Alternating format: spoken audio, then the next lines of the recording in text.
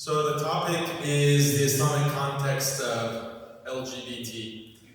And I don't think I need to describe to you the situation in the world today where from every direction we are being shown or forced to look at these rainbows everywhere. And it has become just so difficult to avoid seeing these symbols that are supposed to be, one of the beautiful creations of Allah is the rainbow. But now it is representing al-fahisha, as it is referred to in the Quran by Allah. Al-fahisha, meaning the worst kind of ugly deed and immorality, iniquity.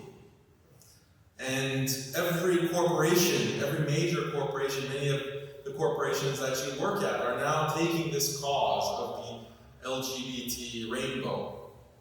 And even their corporate logos are made into this symbol. So it's just accelerating very, very, very quickly. And to give you a sense of how quickly things have advanced, this agenda has advanced.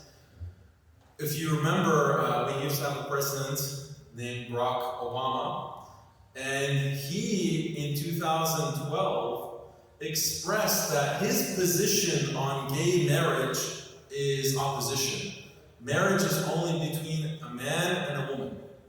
That was his position. Barack Obama and Hillary Clinton as well, up until 2013, her position was that marriage is between a man and a woman. She was opposed to gay marriage. And these are the people who are considered to be the leaders of the left, liberal, progressive politics in this country. So this is less than a decade ago, only 8 years ago, that was the situation. Now, if you express even the slightest hesitation at fully affirming and celebrating LGBT, then you're considered to be what? A homophobe. You're considered to be a hateful person. If you don't express how beautiful this act is, this relationship is, this lifestyle is, then that means you have hatred in your heart. And that's how polarizing the issue has become. And in some countries you can be charged with a hate crime. In Canada, in the UK, in much of continental Europe, if you express disagreement with this lifestyle, as they call it, and we'll talk about what this lifestyle actually means, you'll be charged as a bigot and a hate crime offender. There was one case just within the past 12 months where they had painted the crosswalk. I believe this was in Washington State. They painted a crosswalk with the rainbow colors for Gay Pride Month. And a man drove over this crosswalk and kind of burned out his tires. So it's caused a streak across the rainbow crosswalk. That man was convicted for a hate crime. And he was charged for a hate crime because of just driving over a rainbow crosswalk. So this is the extent that we see opposition to, or we see support of LGBT. And so where does that leave Muslims?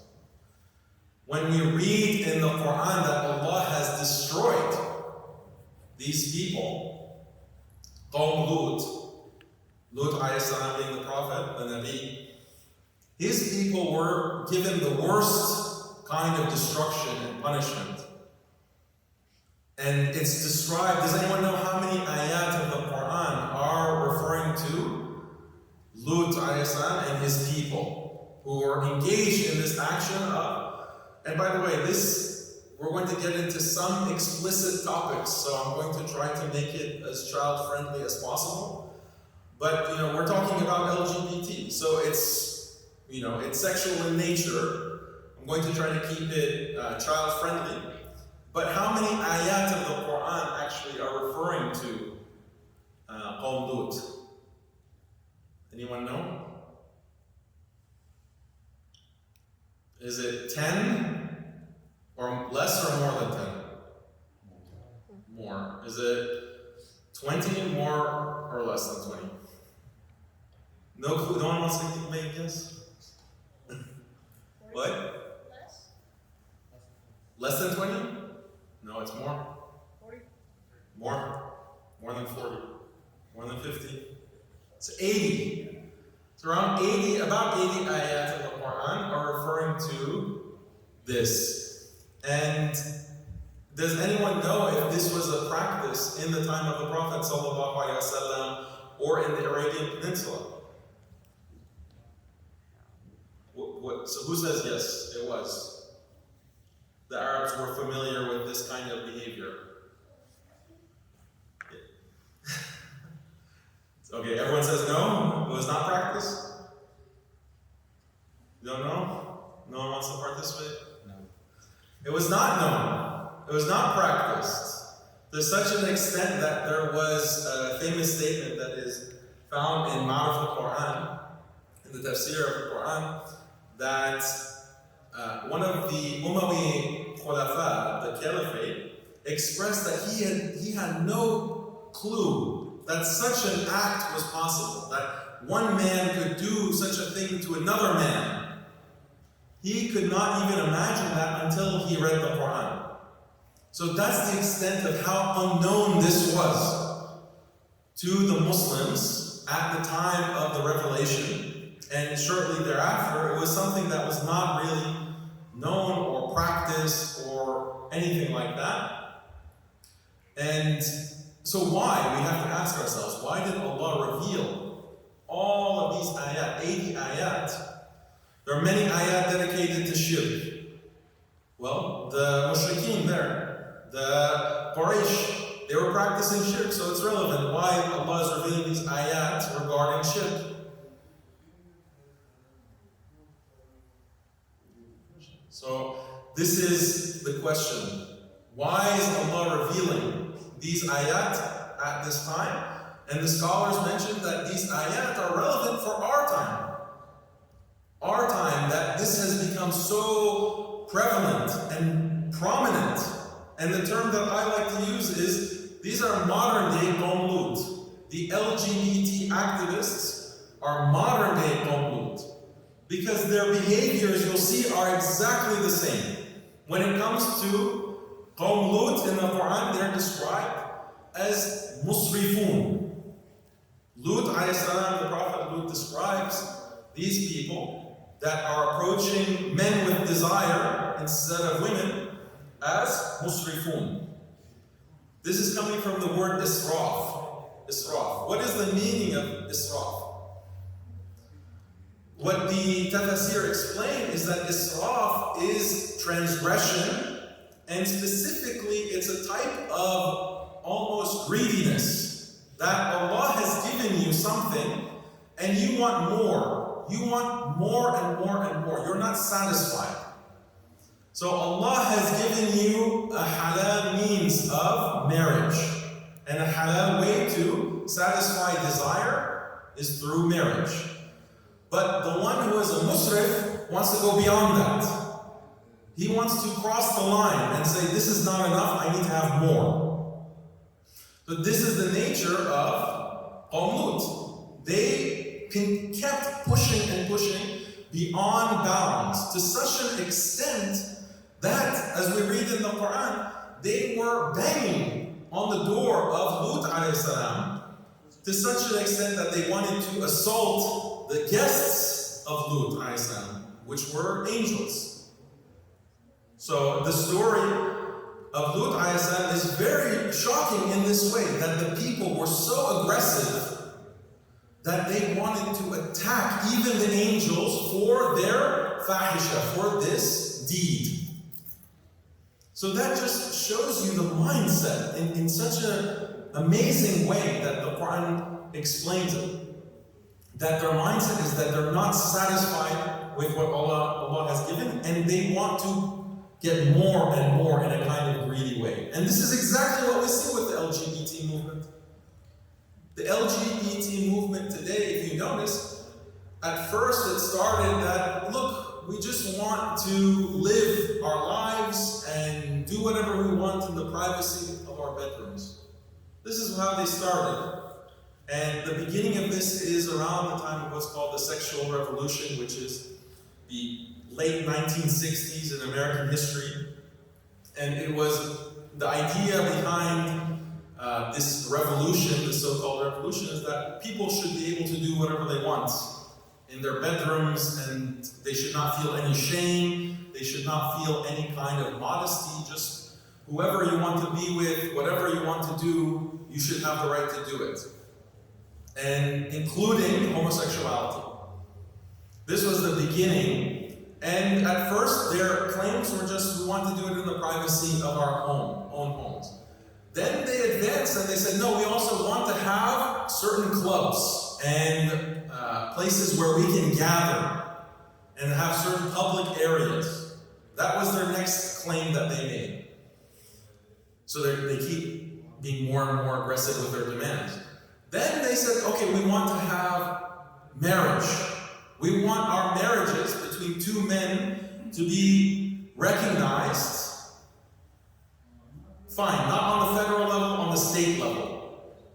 Then, no, we have to have it on the national level, the federal level. That happened in 2016. Then they went further and they say, no, we have to have equal representation. So every corporation, every government, we have to have a homosexual representative that represents our view. No, now we have to have a whole month that is dedicated. Gay Pride Month, we have to have a whole month. Now they have a second month. It's called Gay History Appreciation Month. So this is October is gay, if you didn't know. October is Gay History Appreciation Month. So just constantly, more and more demands. Now, we have to teach gay history in all schools. So many public schools in New Jersey, this has already become the law. In California, this has become the law. That many school districts, they are requiring teachers to teach gay history.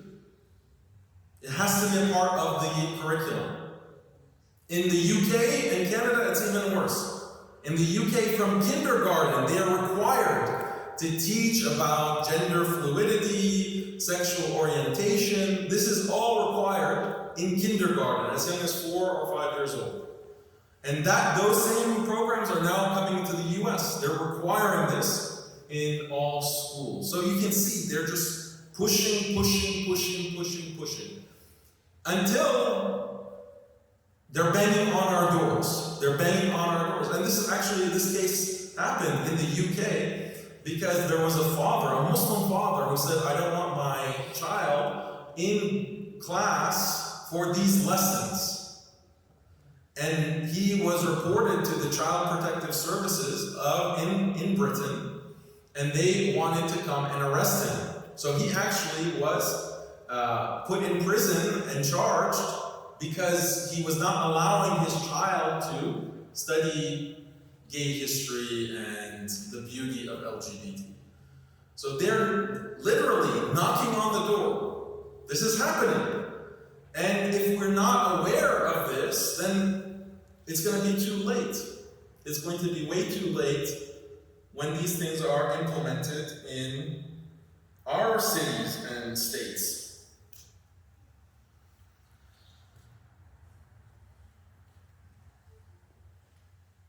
So let me just talk a little bit more background about the nature of homosexuality. One question that's often asked is nature or is it nurture?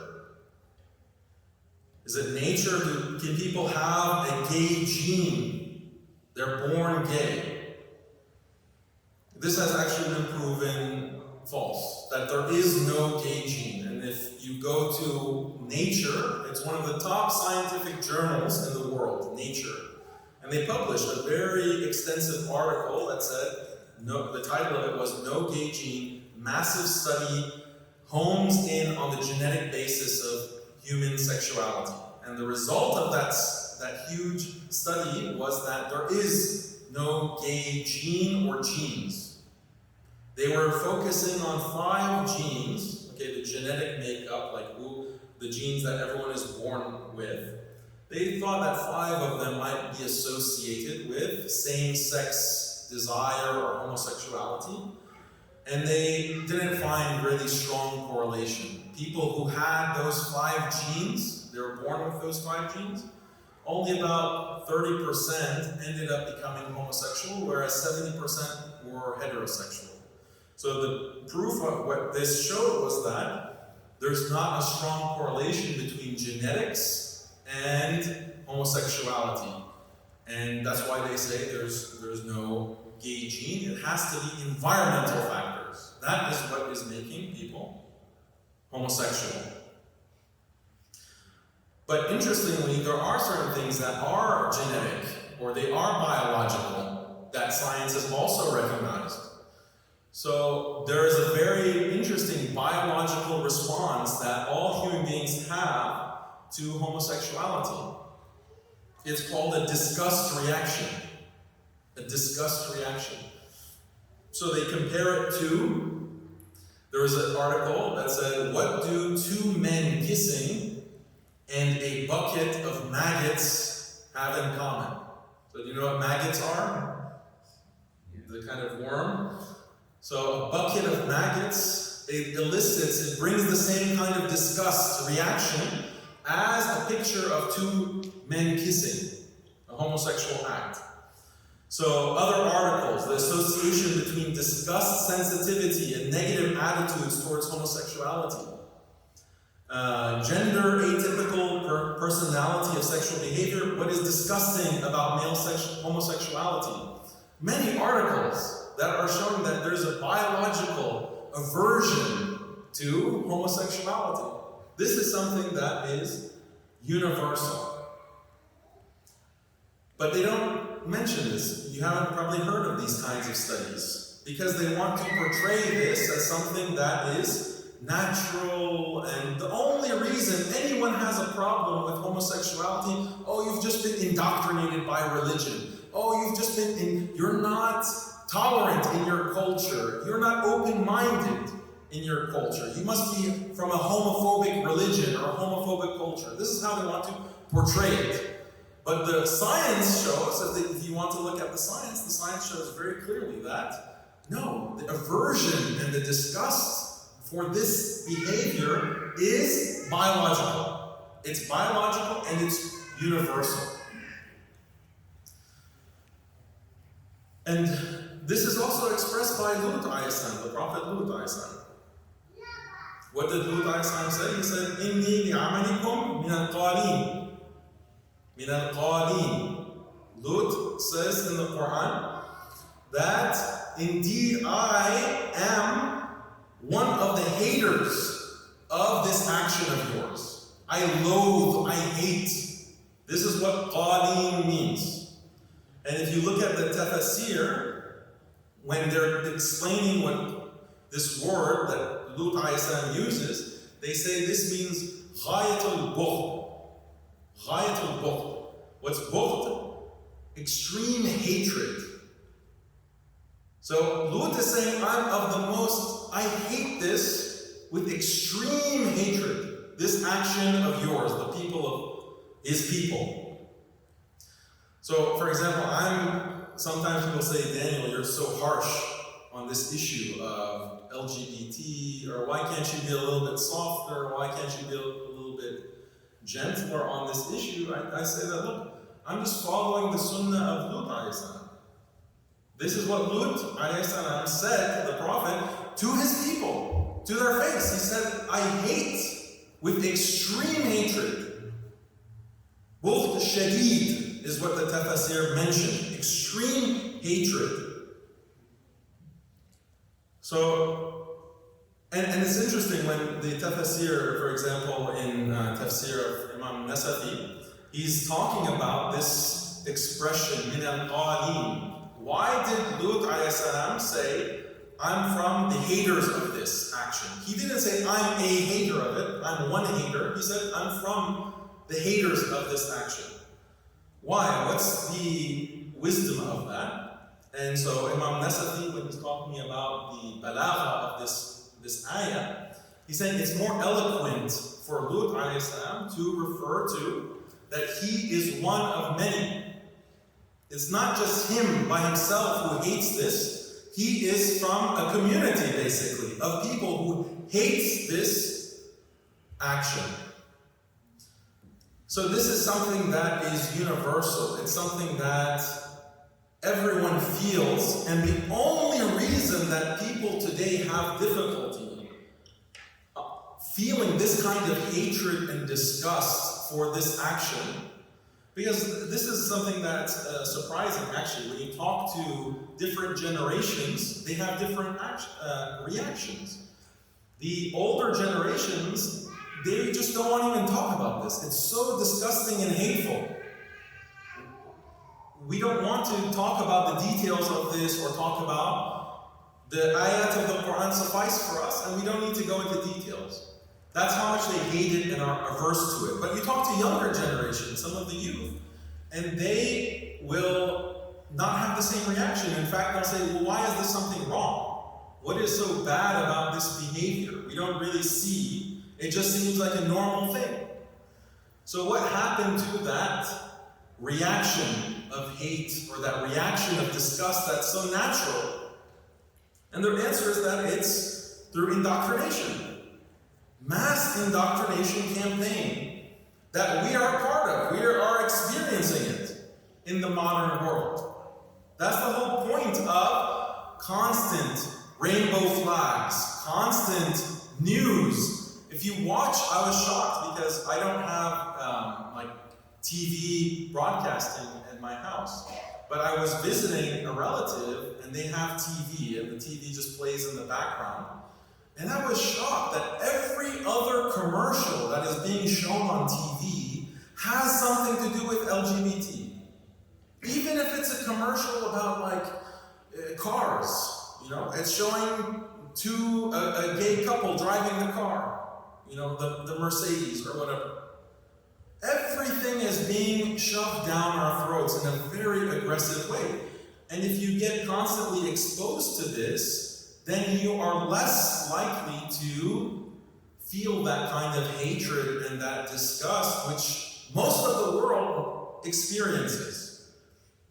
Most people, they have this kind of reaction. And also another big part of their campaign, have you heard of these anti-bullying campaigns? It's very common, anti-bullying. The whole purpose of anti-bullying, the actual origin of it, is when I was in school, in grade school, there was a lot of bullying. And I got bullied a lot, actually.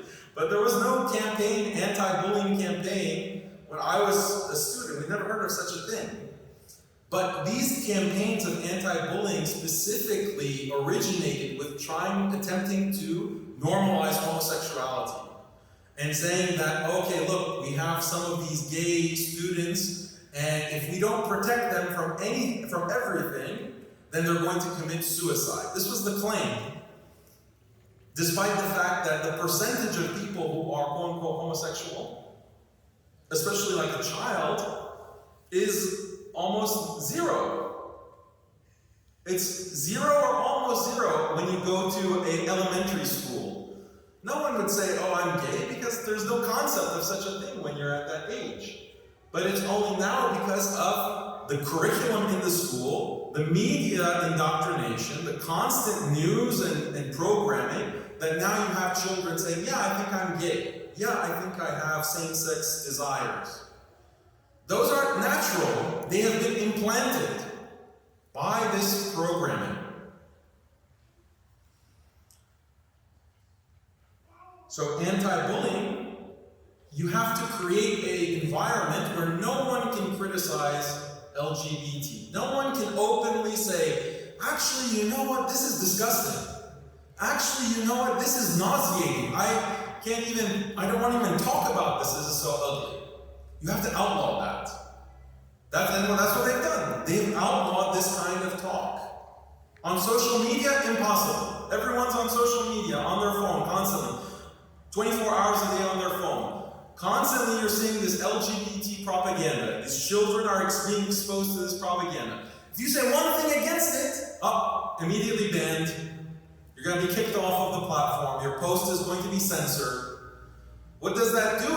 It gives the impression to children and to adults equally that this is something acceptable, this is something normal, this is something that is morally justified. In fact, we have to celebrate it. That is the kind of indoctrination that happens. And actually, this gives you a sense of wisdom in Islam, how the Sharia prohibits insulting the Prophet ﷺ, or committing blasphemy, or criticizing the symbols of Islam, and doing this kind of attack, verbal attack on Islam. It's to protect the iman of people. It's to protect kufr spreading. It's to protect people from falling into all kinds of disbelief in Allah and the Quran and the Messenger sallallahu alaihi wasallam. That's the aim, the wisdom of prohibiting these things according to the Sharia. But the Sharia of the West prohibits you from criticizing LGBT. It prohibits you from, in order to preserve that, to preserve fahisha, to preserve this disgusting behavior. That's what they're protecting. But they want to criticize Muslims and they want to criticize Islam for us wanting to protect iman in people's hearts. They want to protect filth. They want to preserve filth.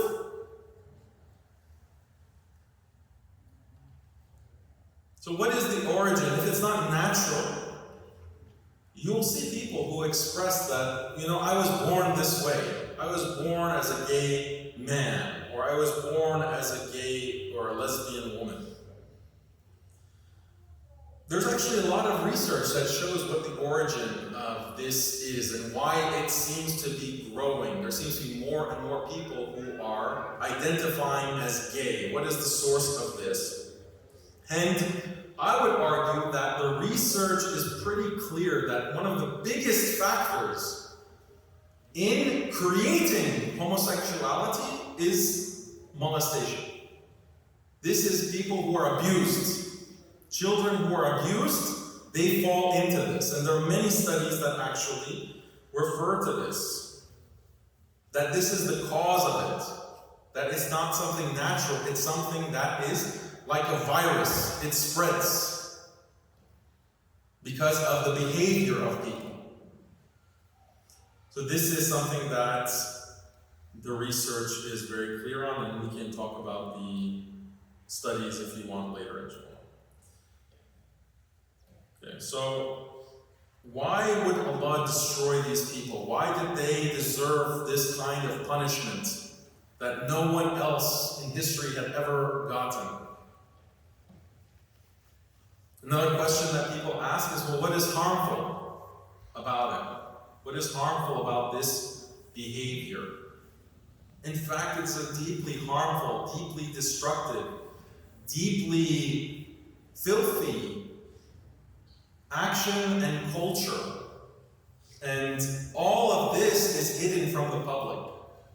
In fact, there's an active campaign, as I mentioned, that we see now, but it started in the 80s and the late 70s and the 80s, where gay activists were thinking, how can we normalize homosexuality in the public?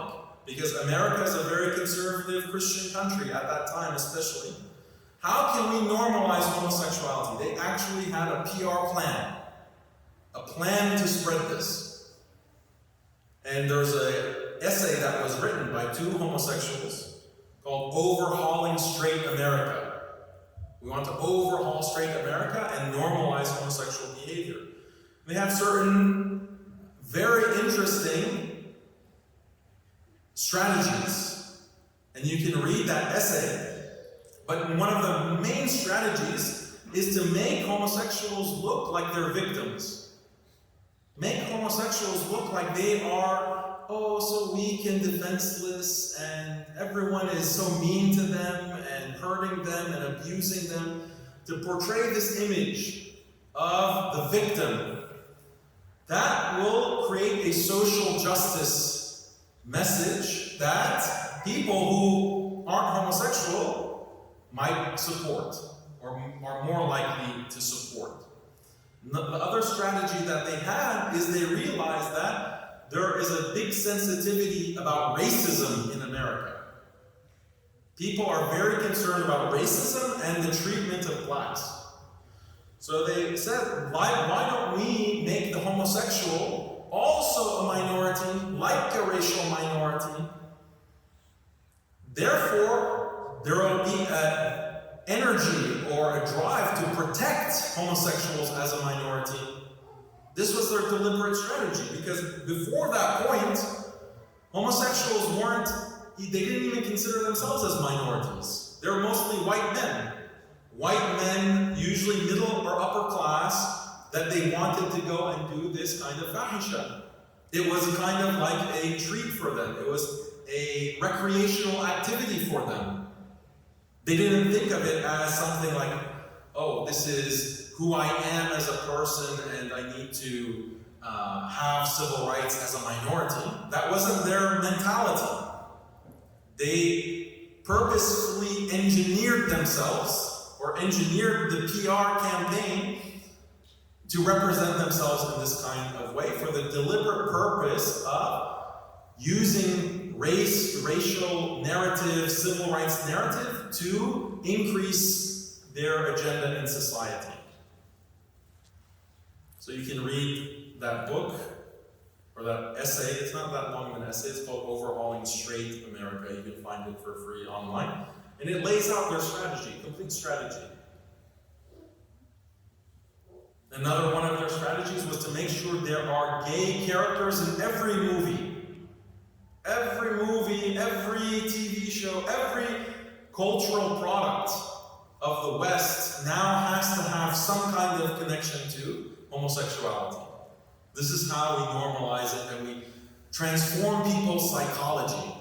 From a psychology, the natural psychology, which I mentioned at the beginning, is to find this disgusting. It's something offensive. It's something that you don't even want to look at or think about. Change people's psychology so now they feel proud to say, oh, most of my friends are homosexual. And you see some actually activists, Muslim activists. Some very famous Muslim activists will say, go in a Muslim conference and will advocate for LGBT rights. They'll advocate for homosexuals, and they'll say proudly, I'm an unapologetic Muslim and most of my best friends are gay. They'll say that openly, very proudly. So how do you get to such a state? It's just shocking.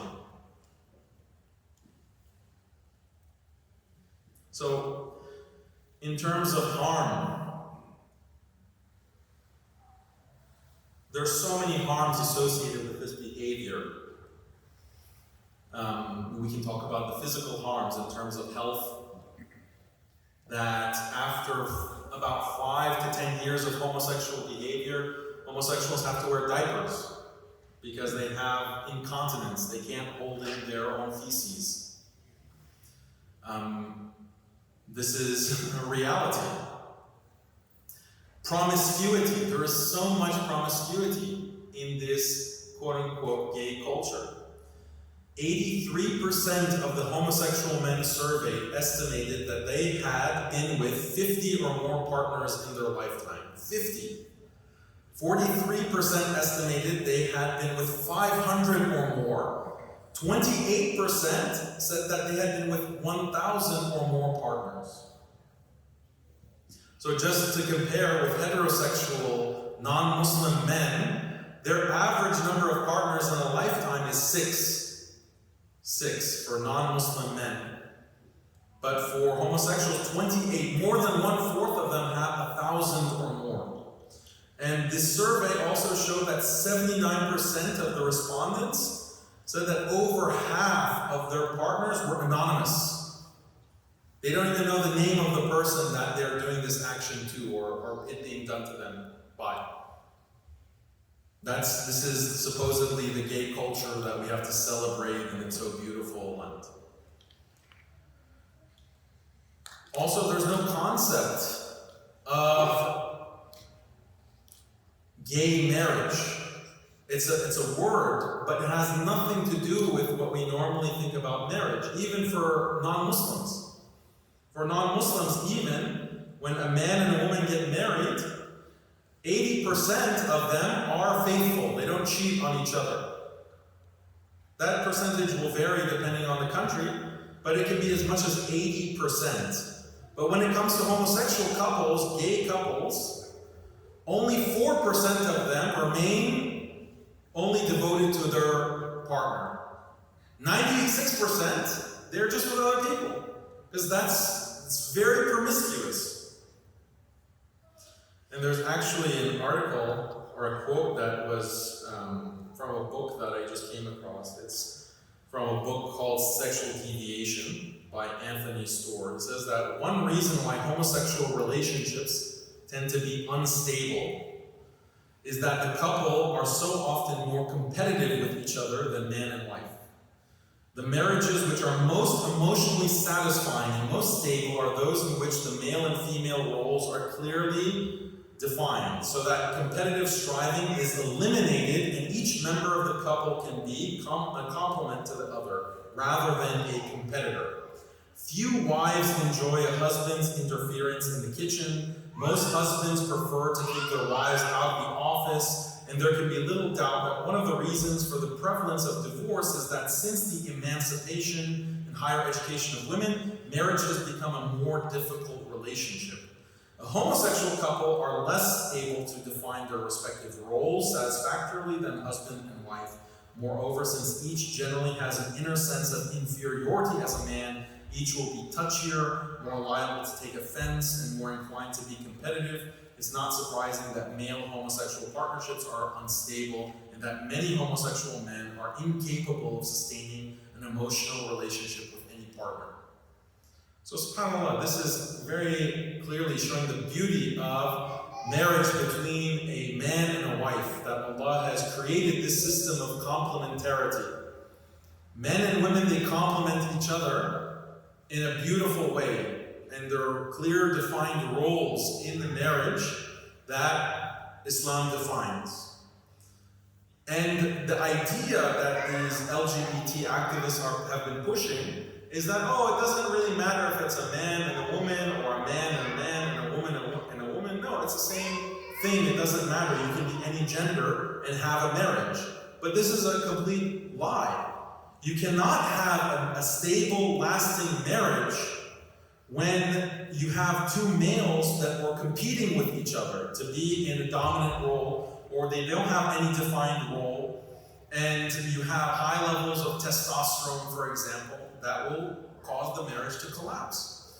And this is actually very relevant for Muslims if you are married to your wife, or you're planning to get married. The importance of complementarity and the importance of having very clear defined roles in marriage. If you want to have a strong, happy, lasting marriage, you need to be very clear at your role as a husband, your role as a wife, and that kind of mutual need where there's a strong husband, a strong man, and a wife who is dependent on him. That kind of dependence creates love, it creates loyalty, it creates stability, it creates a happy marriage. That can't exist if two sides are competing with each other for authority, competing with each other about who is the boss, who has the right to make decisions, and things of this nature. So a lot of marriages in society, even when it comes to heterosexual marriages, man and wife, the divorce rate is going through the roof. Why? Because a lot of women are becoming more aggressive. They want to be more competitive. They say, well, I'm just as good as my husband. I'm just as good as you, or I'm even better. And if you have a problem with that as a man, that means you're insecure.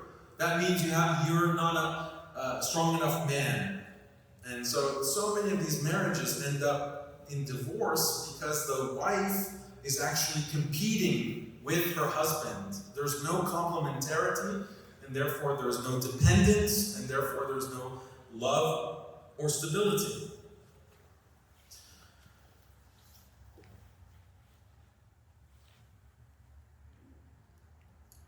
the whole idea of homosexual or gay marriage is to destroy family. And there are some interesting quotes from gay activists where they're explicit that their whole purpose is they want to destroy marriage.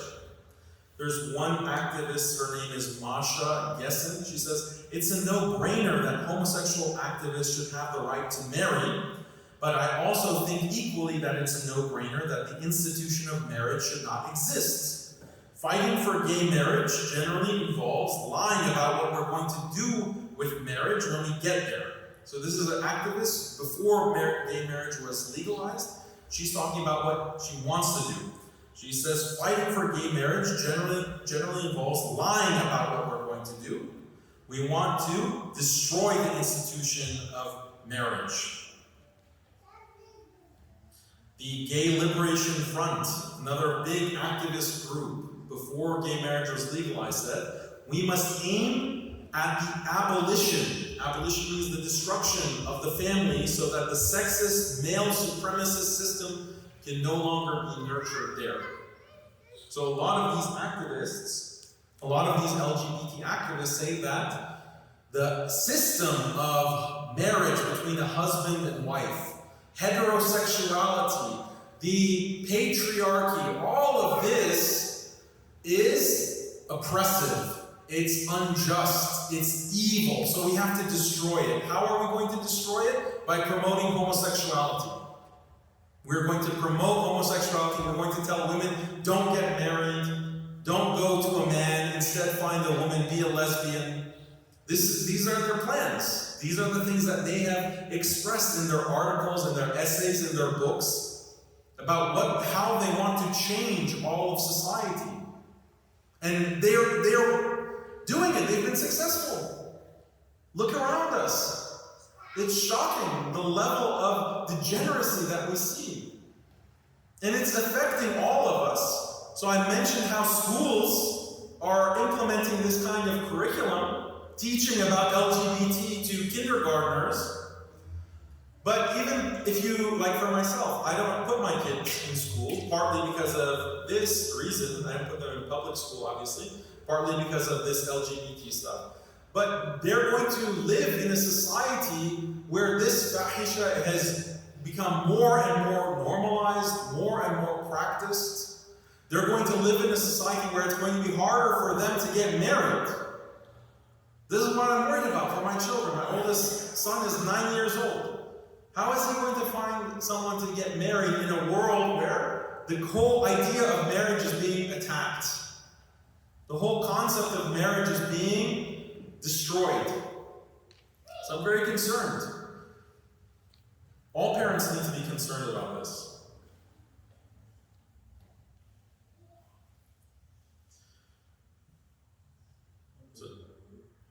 So this is the kind of destruction that we see in our world today. And I mean, I have so many statistics that I can share with you.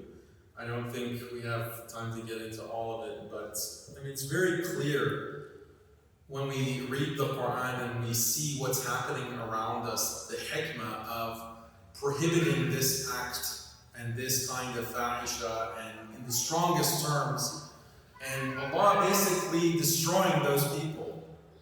It was for a very justified reason. We have to be very concerned because we are living in a society and in a world that is normalizing this behavior. So I have a friend who is living in Egypt, and he was telling me that, there has been a lot of problems in our society, in Egyptian society and in the Muslim world generally. We see more dhulm, we see more oppression, we see more deviance.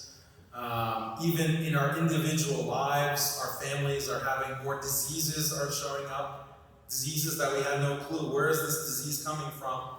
We have just more problems in life, and it's like Allah has lifted a kind of protection from us. And it was very interesting what he said. He said that this, and I feel like this is because in many of our Muslim countries, they are now flying this rainbow flag. They're now trying to normalize this behavior in the Muslim countries, and now the punishment of Allah is slowly coming, taking us.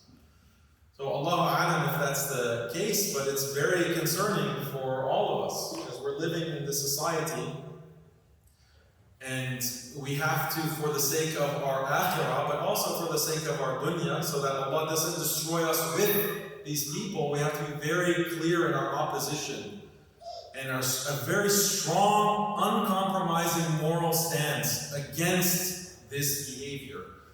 Unfortunately, we find some Muslims who are too willing to make these compromises. They want to join hands, they want to go and on these marches and parades, and they want to, oh, we support LGBT rights and blah, blah, blah. All this nonsense that we see from certain Muslim groups, they are holding hands with Qawmlut, with modern day Qawmlut. So I shudder to think about what's going to happen to them in this life and in the akhirah. So may Allah protect all of us and protect our children and keep us safe from